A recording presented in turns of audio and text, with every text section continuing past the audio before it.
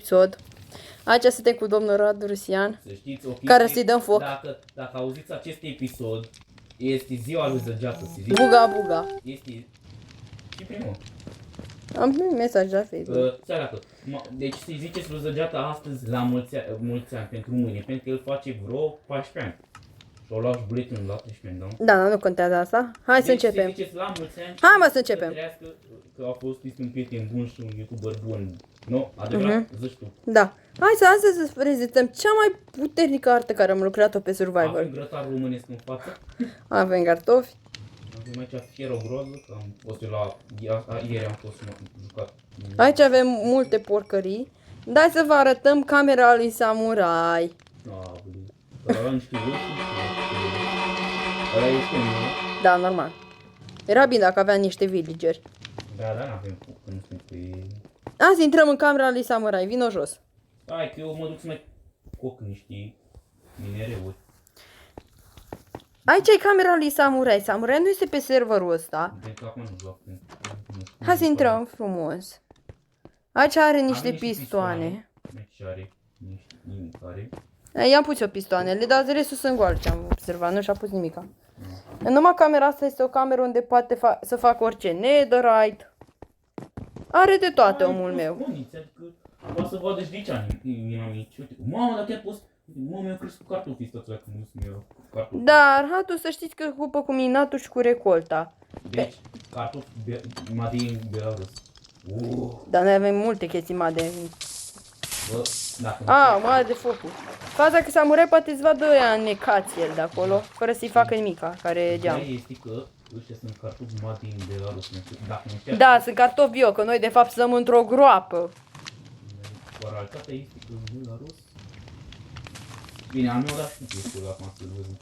Da, ca să fie mai ușor, dacă doriți dăm pe... Nu, am sărit. Vedeți că dau pe normal harta. Poate după mergem la minat, că Radu ieri a fost ca un... Am explorat. Dacă vedeți ce gropi am făcut eu, toate astea le-am făcut eu. Eu sunt cu modelatul, Samurai se duce în cameră și își face treaba cu animalele. Face... Nu mai zic. Nu vă zic. Mamă, dar ruginește ăsta, asta mă enervează, că o să-l schimb. Este miere. Dar ce-mi pasă mie de miere? Dacă vedeți cât fier a făcut Radu, care l-am prăjit. Aha, wow, lei, cât este. E de bine, nu? Da, noi stăm foarte bine cu resursele. Eu mă gândeam, dacă stăm într-o groapă, sigur o să stăm o leacă prost cu resursele. Nu ducem rău. Că știi cum este într-o groapă, avem resurse. Limitate. Da, și cu Samurai care face cu resursele noastre. Se știe, nu faci cu ele. Le duci undeva și nu le mai vezi. Apazăm pe tine. Da, suntem la ziua lui Zăgeată, de păcate nu prea e așa mult persoane, doar eu și atâta. Aici avem muzică. Dacă m-au zis o dată mai prost decât Da, oameni buni, am revenit. Nu uitam, la 3 și 19, vedem dacă se aude ceva. Stai. O mamă, mai așa. Mai jos tu stai. Hai să... Și oameni buni, astăzi o să coborâm la noi este buncărul din Malta, că Malta a fost una dintre cele mai afectate țări din al doilea război mondial. Ok, sau ce seara. Că legă Europa și Africa și multe țări a atacat. Sovieticii, italienii, naziștii și americanii. Adică, Da. dacă te referi la America, te referi la tot. Aici avem niște pistoane ca să nu intre mobii peste noi, într-un gen, pistoanele astea. Uite, Andrei, nu, Radu. Da, nu mă spun dacă zici Andrei, dar zi doar numele. Radu, astea sunt non system. Mamă, cu bază. Am eu, efectiv, au pus două uși, nu una. Da, ca să nu intre țiganii peste noi. Bă, zici cum o sunat. Zici că o sunat vigilie, nu știu ce. Man, astăzi o să coborăm și mai mult în pământ. Eu o să ne fac un... Uite un zombie. Uite la ce cască are asta. Are cască în aia. Am primit casca. Bă, eu mai bine acopăr unele locații, că nu prea vreau să mă deranjeze. Voi face un chest în plus, ok? Da, Radu este foarte mult cu minatul. Da, pentru că ieri am luat stack-uri.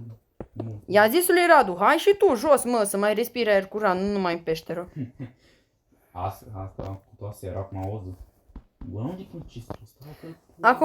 Acum am făcut tot ce trebuia pentru bază, noi încă am dat de zona wardenului. Bine, zona, n-am dat peste casa lui. acel oraș sub pământ, care nici nu vrea să știu ce este. Nu știu ce rod mai chestia. Acum dacă se aude un sunet, acum este că... Eu minez acum. Se deschide jocul lui. Faza că noi am ajuns la... Am ajuns, știi tu unde, la nivelul diamantelor. Și am găsit 2 diamante până acum. Nu, am găsit 3, că am găsit și unul. Ei? Da. Dar de ce sunt plăcună? Că am adus una cam. Ai, aveam 2, da, de fapt. Am adus eu unul și tu... Deschid, dacă se aude cum un sunet e... Da, trebuie să ies și trebuie să ies. Stați, oameni buni, că revin imediat. Da, oameni buni, a revenit.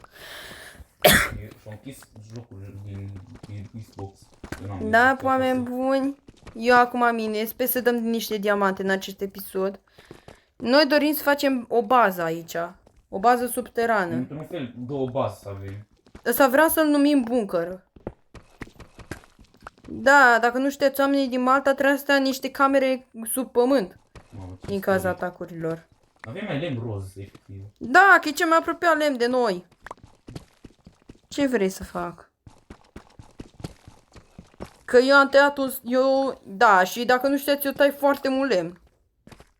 Mai mult cât Întrebați-l pe Radu cât lemn eu tai. Mai mult. Eu tai toată pădurea dacă mă las singur pe server. 64 m-am putut să te... Hai că fac... Să aduc și ție niște torțe.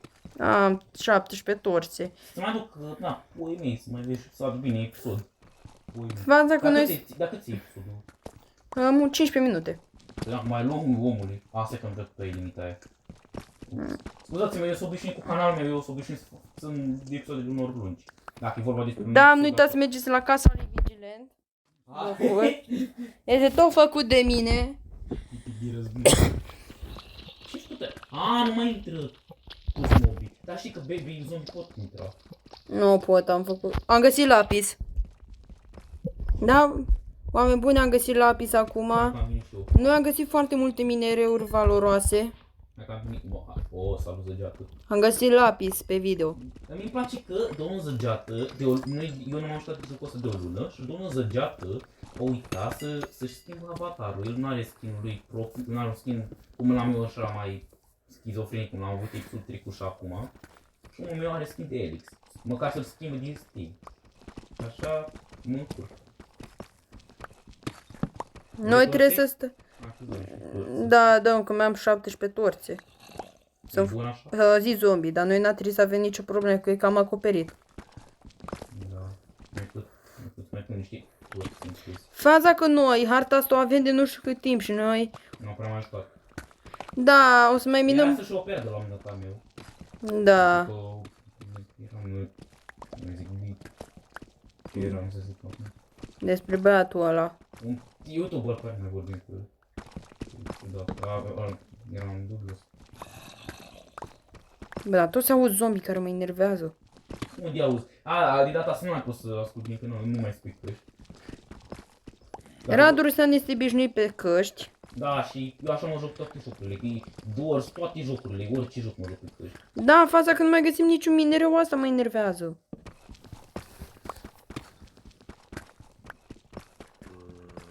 Și da. Și n-avem minereuri, doamne să ajungem O să în fac acest un video la caz dacă o să dorească. Păi da, plonul ziua. Nu, poate face și el un video cu Minecraft. Doar că trebuie să-mi dau Minecraft-ul mai încet, pentru că mi s-au audit bubuială pe Faza că lucrăm foarte mult aici la video. O să-l ajut eu pentru editat, pentru că eu sunt mai la niște părți foarte iaiurea. Care intra cineva peste noi și nu-și dorește să audă în episod. Eu sunt în felul din tip din ăla. Da, eu o să obișnuit să nu fiu deranjat în episod, în afară de apeluri, când la dânsul ori de la Samurai. Alea momentele la ori nu prea îți dai seama. Doamne, sper acum să nu mă sune samurai. Samurai, nu? Că eu pot edita singur, dar știi cum le editez eu. Nu prea chef ai chestia. Da, ba, trebuie să caut părțile, nu mă enervez. Dar las, oricum știți de la mine, sunt eu aici și îl ajut pe el. Da, Dar mă țin minte la Warden. Warden nu ascunde atât de multe resurse după aia lui. Cred că dacă mai stau la aici, cred că trebuie să mă duc sus să iau niște chestii. Stă de tot. Nu știu cine la torța aia. În curând o să facem ceva. Ia ce știi ce o să facem. Zi, boss. O să facem. Am aflat cum să luăm CapCut Pro. Dacă doriți o să învăț pe gratis. Capul Pro ăla. Da, știu că este. Am găsit un video pe TikTok, dar nu știu dacă chiar e real. Și acum trebuie să mă duc, Eu am o lacrimi pickaxe. Hai să mă duc sus. Bă, Radu. O să revin înapoi, fraților, nu vă faceți teamă. Revin înapoi, repet. Da, exact, revine. Revin că nu mai am cu ce să... Le lași eu pe Radu la partea asta, că eu am rămas fără pickaxe și știi ce înseamnă că nu mai... Radu, să știi... What, ai pare... Ai un lever. Ai un lever acolo care... Dar pe tot ce-ai pus, că nu văd că nu e niciun pericol până. Așa de frică. Odată ce ai lumină, nu cred că mai ai treabă cu dânsii. Da, dar mi-apar și... Vreau mai să fie de siguranță. Dar Samurai este foarte ciudat în camera aia. Ne-am dat o cameră, explică și tu. Mi-a dat o cameră și-o luat oaia, o omorât, nu știu, mai făcut și... Și noi cam... Făceam treburile. Ba Radu se ocupa de fermă, ba eu îl apăram de... Nefați. Noi suntem într-o zonă cu apă. Da, cred că au văzut și pe video. Bine, adevărul este, și acum, sincer, dacă s-au audit la vigilință... Am găsit diamante. Ce? Da, uite tocadă. Oh my god, bravo. Oameni buni, am găsit diamante în video. Nu știu dacă mă înțeleg. Da, vezi acum că mi se sparge pixul. Nu știu dacă mă Un diamant. Nu știu dacă mă înțeleg. Acum pot să vorbesc eu. 3 diamante. Și ultimul 4 diamante. Am să zic. Nu știu dacă ne puteți înțelege. Eu dacă aș face, zic că acum până mâine fac un video, niciodată nu știu dacă pot să fiu copiat, dacă mă înțelegi deja la ce mă zic. Da, am făcut 4 diamante. Am 1%, dăm repede. Vezi că luăm meu telefonul. Îl am la 7%. Da, oameni buni, eu rămân ușor fără... Am uitat să-mi încarc. Radu, continuă tu minarea. Bine. Eu am găsit diamante. Bun, Pe acest video este legendar că am găsit diamante. Bravo. Bravo, bravo. Am găsit 4 diamante. Am și dovadă. Uitați aici ce am. Cât? 4. O să vezi. Radu o să primească un pickaxe de diamante. Din cauza că el este cel mai bun. Eu, prieteni. Am făcut 1008 Pe Samurai că mi-e fric să-mi dau un pickaxe de diamant.